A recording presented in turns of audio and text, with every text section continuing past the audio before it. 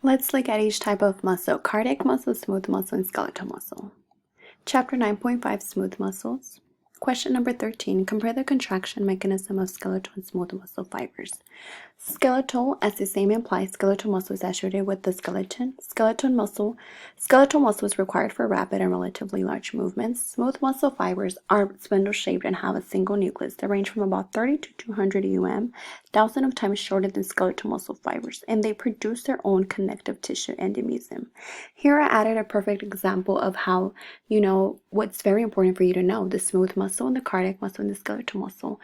Smooth muscle and cardiac, they're both involuntary. Smooth muscle occurs in walls of internal organs, has spindle-shaped, non-striated, and unungulated fibers. For cardiac, it has striated branch, unungulated fibers, occurs in walls of heart. And for skeletal muscle, it's voluntary, has striated, tubular, unungulated fibers, is usually attached to skeleton. So here is very important for you to know this stuff, because obviously, you would know the different, how a skeletal muscle will look like, what a cardiac muscle and smooth muscle. And if you're not aware, this is a picture, and now you know how it looks like. An example. Therefore, skeletal muscle cells are frequently organized into long, slender bundles that are called muscles. In contrast, smooth muscles are usually organized into thin sheets.